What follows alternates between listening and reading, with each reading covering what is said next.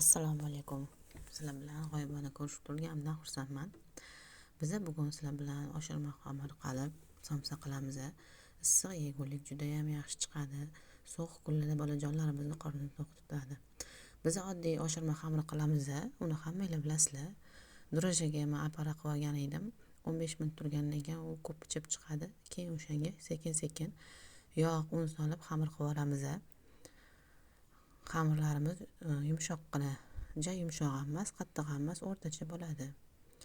Xamir qilib olib, keyin uni yana ozgina yarim soatga gaz duxovkani ustiga, yonadigan joyiga emas, ichiga emas, ustiga qo'yib, ustiga bitta sochiq yopib qo'ysanglar, yana ishib chiqib, yaxshilab yumshoq bo'lib keyin pishadi. Ish olguncha ko'tarilib oladi, yaxshilab ko'tariladi. Men har doim shunaqa qilaman.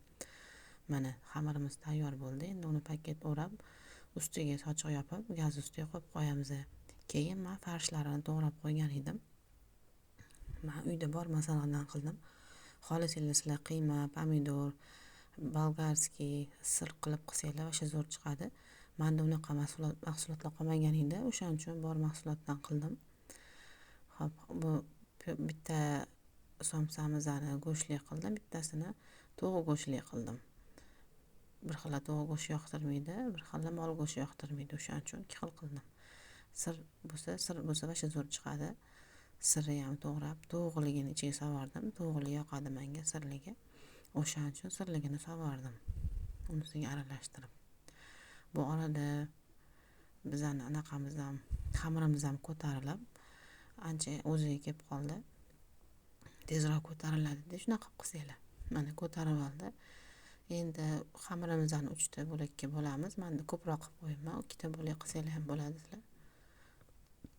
Ko'p bo'lib ketibdi. Uni 2 taga bo'lib zo'lacha qilib qo'yamiz. Mana zo'la yumshoqqina zo'r xamir bo'ladi. Qo'llaringizga yoqadi, yumshoqqina bo'ladi. Mana shunaqa qilib qo'yib qo'yamiz-da, bittasini yoyib qolganlarini ikkitasini chetga olib qo'yamiz. Mana bittasini yoyib, qo'lda yoysa ham bo'lar ekan, men tezroq bo'lsin deb juvada yoyuvdim. Qo'lda yoysa ham yaxshiroq bo'ladi. Yog' ishlatmadim. O'zi bu pirojkani xamiri ham hammasi bir xil oshirma xamir-ku. Men undab qila qolay dedim, yog' bo'lib ketmasin hamma yo'q deb unlab qila qoldim. O'rtasiga mana ketchup soldim. Zo'r chiqsin, pitsaga o'xshab mazasi yaxshi chiqsin dedim-da. Keyin farshimizni solib, yonlarini kesib olamiz. Chiroyli qilib tugib olamiz keyin. Chiroyli qilib kesib bir-biriga xuddi soch o'rganga o'xshab o'rib chiqamiz. Albatta tayyorlab qo'ying, juda mazasi yaxshi bo'ladi, to'yimli, bolajonlar maza qilib yeyishadi.